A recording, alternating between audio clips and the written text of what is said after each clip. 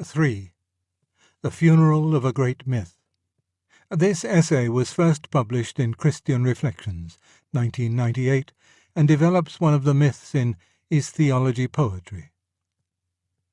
There are some mistakes which humanity has made and repented so often that there is now really no excuse for making them again. One of these is the injustice which every age does to its predecessor. For example, the ignorant contempt which the humanists, even good humanists like Sir Thomas More, felt for medieval philosophy, or romantics, even good romantics like Keats, felt for 18th century poetry. Each time all this reaction and resentment has to be punished and unsaid. It is a wasteful performance. It is tempting to try whether we, at least, cannot avoid it. Why should we not give our predecessors a fair and filial dismissal? Such, at all events, is the attempt I am going to make in this paper. I come to bury the great myth of the 19th and early 20th century, but also to praise it. I am going to pronounce a funeral oration. By this great myth, I mean that picture of reality which resulted during the period under consideration, not logically but imaginatively, from some of the more striking and, so to speak, marketable theories of the real scientists. I have heard this myth called Wellsianity. The name is a good one insofar as it does justice to the share which a great imaginative writer bore in building it up. But it is not satisfactory. It suggests, as we shall see, an error about the date at which the myth became dominant, and it also suggests that the myth affected only the middle-brow mind. In fact, it is as much behind Bridges' Testament of Beauty as it is behind the work of Wells. It dominates minds as different as those of Professor Alexander and Walt Disney. It is implicit in nearly every modern article on politics, sociology, and ethics. I call it a myth because it is, as I have said, the imaginative and not the logical result of what is vaguely called modern science. Strictly speaking, there is, I confess, no such thing as modern science. There are only particular sciences, all in a state of rapid change and sometimes inconsistent with one another. What the myth uses is a selection from the scientific theories, a selection made at first and modified afterwards in obedience to imaginative and emotional needs. It is the work of the folk imagination, moved by its natural appetite for an impressive unity.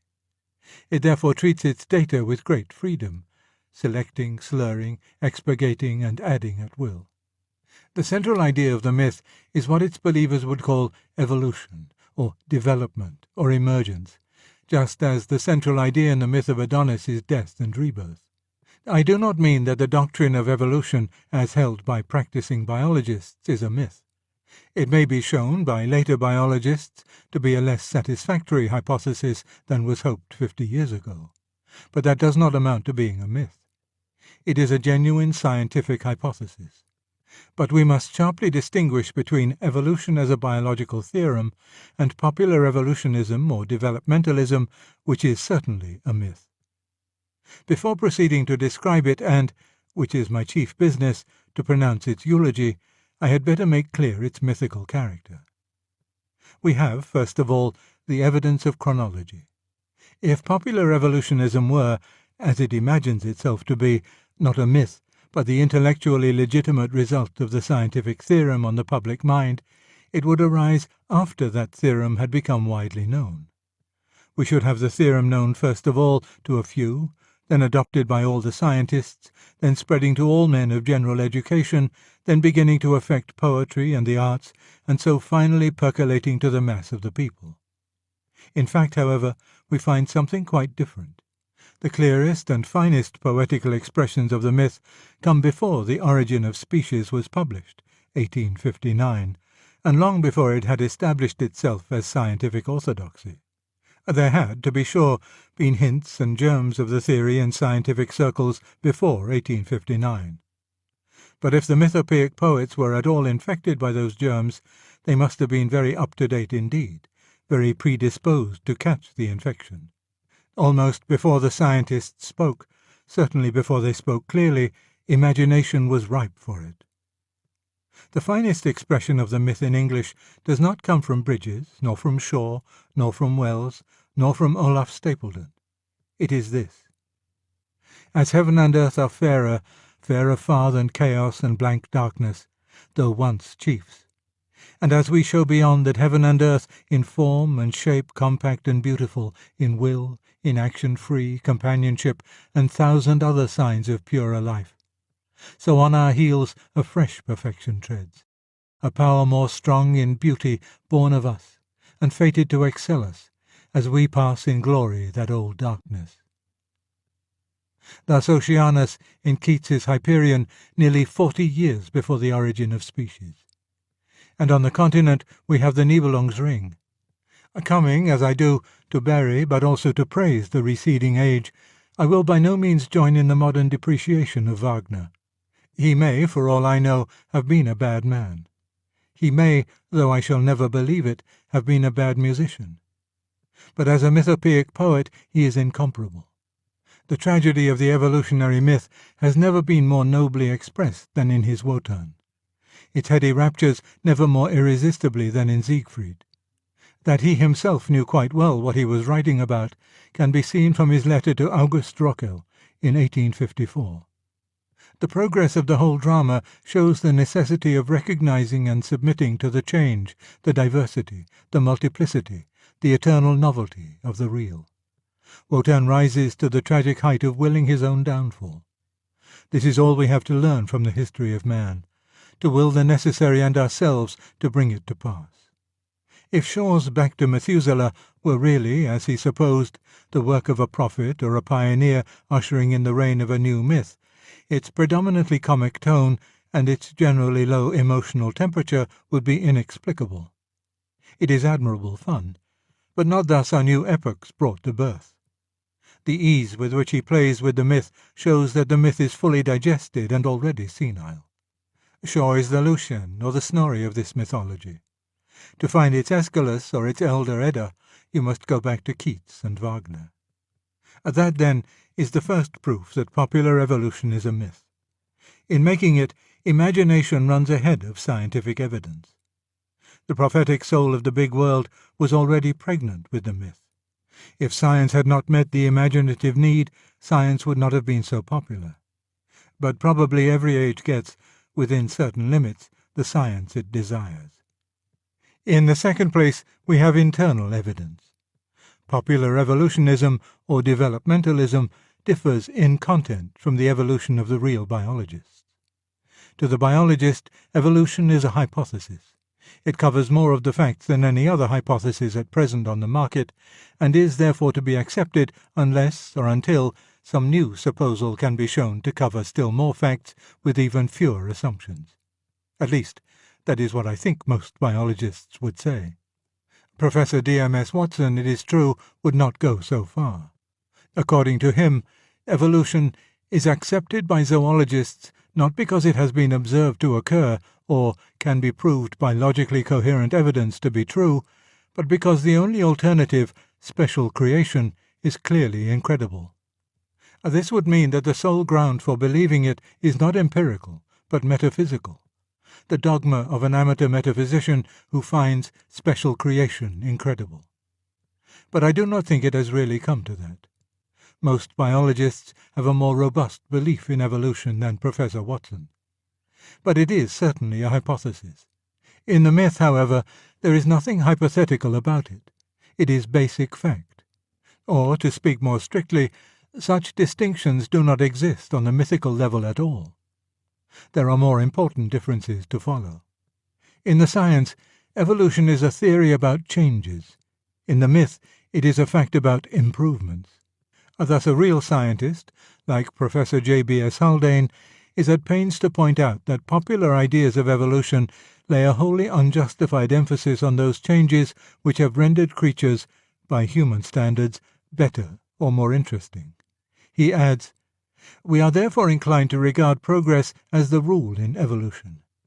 Actually, it is the exception, and for every case of it there are 10 of degeneration."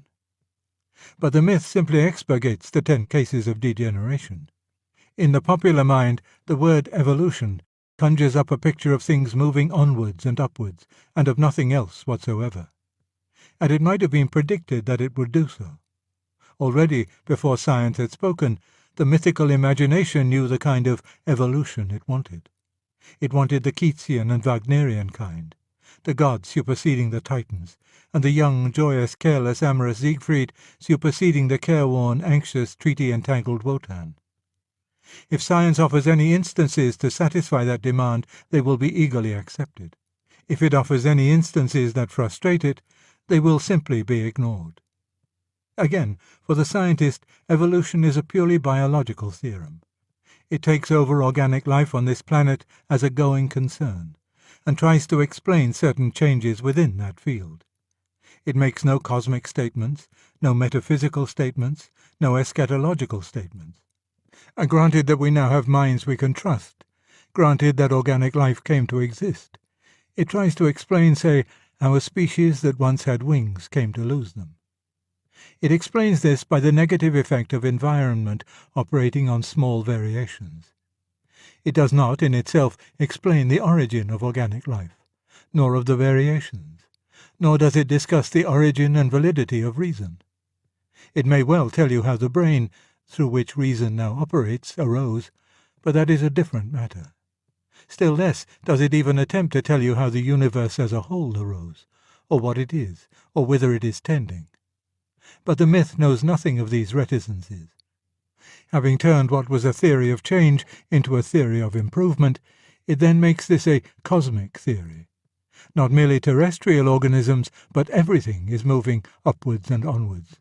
A reason has evolved out of instinct, virtue out of complexes, poetry out of erotic howls and grunts, civilization out of savagery, the organic out of inorganic, the solar system out of some sidereal soup or traffic block. And conversely, reason, virtue, art, and civilization as we now know them are only the crude or embryonic beginnings of far better things, perhaps deity itself, in the remote future. For in the myth, evolution, as the myth understands it, is the formula of all existence. To exist means to be moving from the status of almost zero to the status of almost infinity. To those brought up on the myth, nothing seems more normal, more natural, more plausible than that chaos should turn into order, death into life, ignorance into knowledge. And with this we reach the full-blown myth. It is one of the most moving and satisfying world dramas which have ever been imagined. The drama proper is preceded, do not forget the Rheingold here, by the most austere of all preludes, the infinite void, and matter endlessly, aimlessly moving to bring forth it knows not what. Then by some millionth chance, what tragic irony, the conditions at one point of space and time bubble up into that tiny fermentation which we call organic life. At first, everything seems to be against the infant hero of our drama, just as everything always was against the seventh son, or ill-used stepdaughter in a fairy tale. But life somehow wins through. With incalculable sufferings, the sorrows of the Volsungs were nothing to it. Against all but insuperable obstacles, it spreads, it breathes, it complicates itself. From the amoeba up to the reptile, up to the mammal. Life, here comes our first climax, wantons as in her prime. This is the age of monsters. Dragons prowl the earth, devour one another and die. Then the old irresistible theme of the younger son or the ugly duckling is repeated. As the weak, tiny spark of life herself began amidst the beasts that are far larger and stronger than he, there comes forth a little, naked, shivering, cowering biped, shuffling, not yet fully erect, promising nothing, the product of another millionth chance. His name in this myth is Man.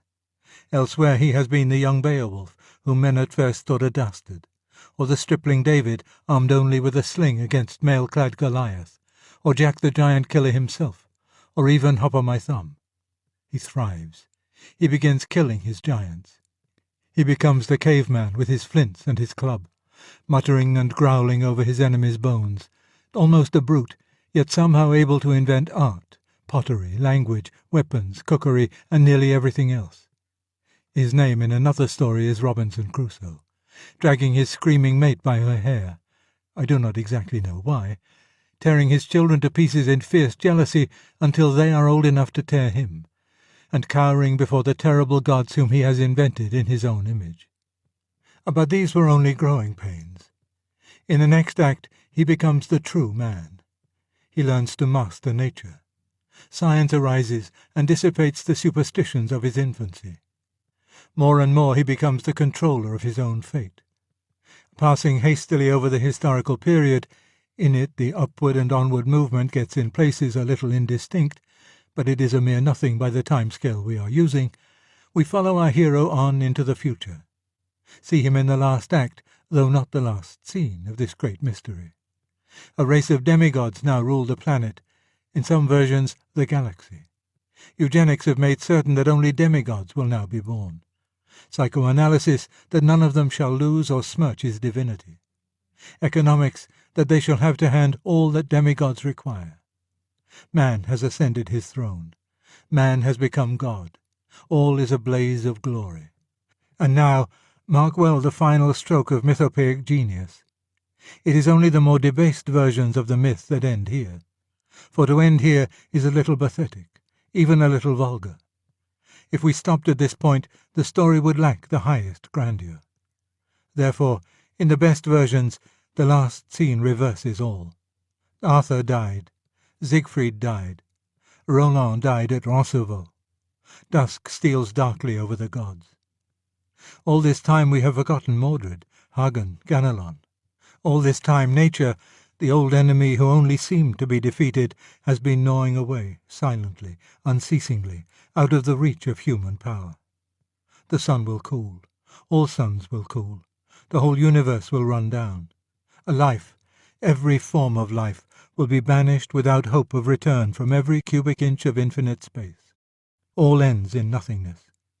Universal darkness covers all. True to the shape of Elizabethan tragedy, the hero has swiftly fallen from the glory to which he slowly climbed. We are dismissed in calm of mind, all passion spent. It is indeed much better than an Elizabethan tragedy, for it has a more complete finality. It brings us to the end not of a story, but of all possible stories.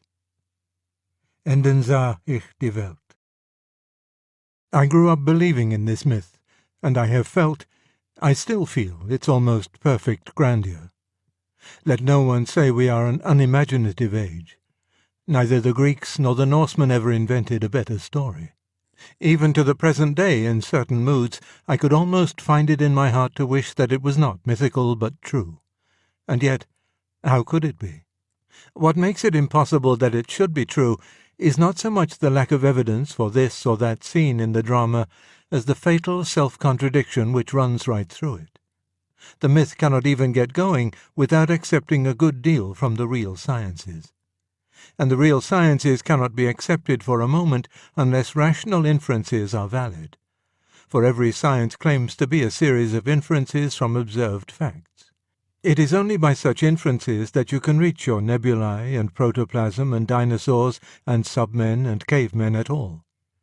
Unless you start by believing that reality in the remotest space and the remotest time rigidly obeys the laws of logic, you can have no ground for believing in any astronomy, any biology, any paleontology, any archaeology. To reach the positions held by the real scientists, which are then taken over by the myth, you must, in fact, treat reason as an absolute. But at the same time, the myth asks me to believe that reason is simply the unforeseen and unintended byproduct of a mindless process at one stage of its endless and aimless becoming. The content of the myth thus knocks from under me the only ground on which I could possibly believe the myth to be true. If my own mind is a product of the irrational, if what seem my clearest reasonings are only the way in which a creature conditioned as I am is bound to feel, how shall I trust my mind when it tells me about evolution? They say, in effect, I will prove that what you call a proof is only the result of mental habits, which result from heredity, which results from biochemistry, which results from physics. But this is the same as saying, I will prove that proofs are irrational. More succinctly, I will prove that there are no proofs. The fact that some people of scientific education cannot by any effort be taught to see the difficulty confirms one's suspicion that here we touch a radical disease in their whole style of thought. but the man who does see it is compelled to reject as mythical the cosmology in which most of us were brought up. That it has embedded in it many true particulars I do not doubt, but in its entirety it simply will not do. Whatever the real universe may turn out to be like, it can't be like that. I have been speaking hitherto of this myth as of a thing to be buried, because I believe that its dominance is already over, in the sense that what seem to me to be the most vigorous movements of contemporary thought point away from it. Physics, a discipline less easily mythological, is replacing biology as the science par excellence in the mind of the plain man. The whole philosophy of becoming has been vigorously challenged by the American humanists. The revival of theology has attained proportions that have to be reckoned with. The romantic poetry and music in which popular evolutionism found its natural counterpart are going out of fashion. But of course, a myth does not die in a day. We may expect that this myth, when driven from cultured circles, will long retain its hold on the masses, and even when abandoned by them, will continue for centuries to haunt our language. Those who wish to attack it must beware of despising it. There are deep reasons for its popularity. The basic idea of the myth, that small or chaotic or feeble things perpetually turn themselves into large, strong, ordered things, may at first sight seem a very odd one. We have never actually seen a pile of rubble turning itself into a house. But this odd idea commends itself to the imagination by the help of what seem to be two instances of it within everyone's knowledge. Everyone has seen individual organisms doing it. Acorns become oaks, grubs become insects, eggs become birds. Every man was once an embryo. And secondly, which weighs very much in the popular mind during a machine age, everyone has seen evolution really happening in the history of machines. We all remember when locomotives were smaller and less efficient than they are now. These two apparent instances are quite enough to convince the imagination that evolution, in a cosmic sense, is the most natural thing in the world. It is true that reason cannot here agree with imagination.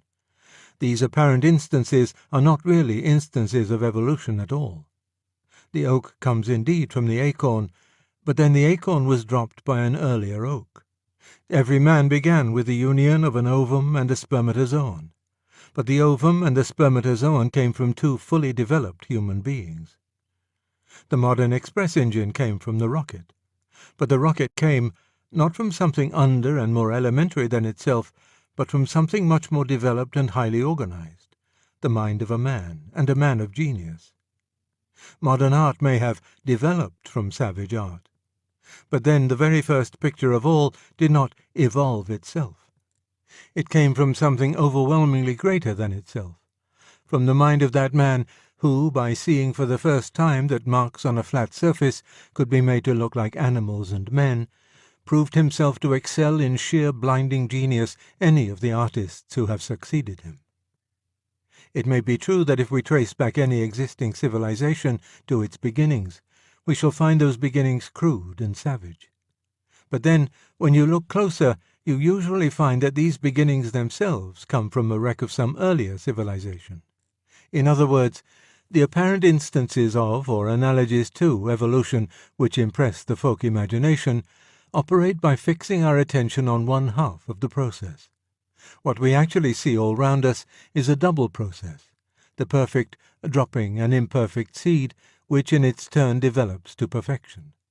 By concentrating exclusively on the record of upward movement in this cycle, we seem to see evolution. I am not in the least denying that organisms on this planet may have evolved. But if we are to be guided by the analogy of nature as we now know her, it would be reasonable to suppose that this evolutionary process was the second half of a long pattern, that the crude beginnings of life on this planet have themselves been dropped there by a full and perfect life. The analogy may be mistaken. Perhaps nature was once different. Perhaps the universe as a whole is quite different from those parts of it which fall under our observation. But if that is so, if there was once a dead universe which somehow made itself alive, if there was absolutely original savagery which raised itself by its own shoulder-strap into civilization, then we ought to recognize that things of this sort happen no longer. that the world we are being asked to believe in is radically unlike the world we experience. In other words, all the immediate plausibility of the myth has vanished.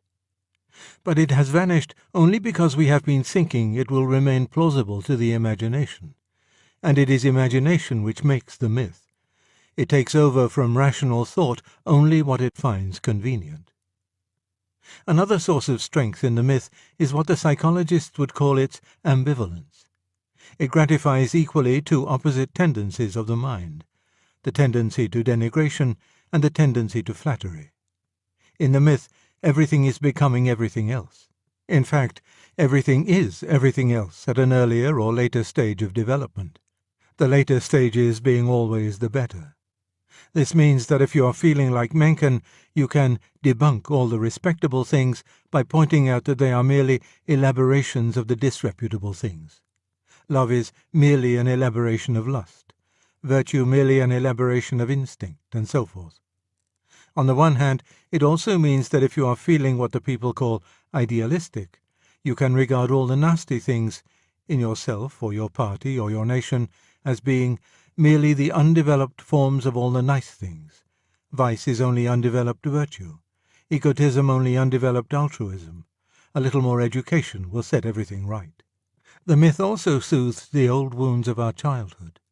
Without going as far as Freud, we may yet well admit that every man has an old grudge against his father and his first teacher. The process of being brought up, however well it is done, cannot fail to offend. How pleasing, therefore, to abandon the old idea of descent from our concoctors in favour of the new idea of evolution or emergence, to feel that we have risen from them as a flower from the earth, that we transcend them as Keats's gods transcended the Titans. One then gets a kind of cosmic excuse for regarding one's father as a muddling old Mime, and his claims upon our gratitude or respect as an insufferable Stammenlied. Out of the way, old fool! It is we who know how to forge Nothung. The myth also pleases those who want to sell things to us. In the old days, a man had a family carriage built for him when he got married and expected it to last all his life.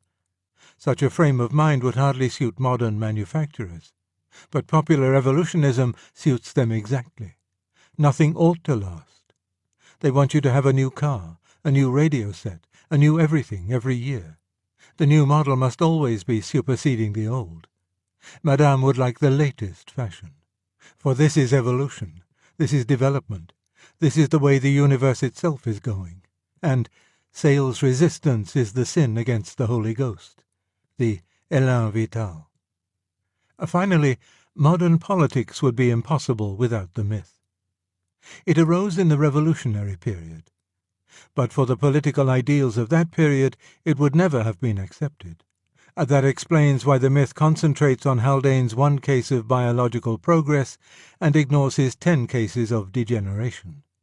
If the cases of degeneration were kept in mind, it would be impossible not to see that any given change in society is at least as likely to destroy the liberties and amenities we already have as to add new ones, that the danger of slipping back is at least as great as the chance of getting on, that a prudent society must spend at least as much energy on conserving what it has as on improvement.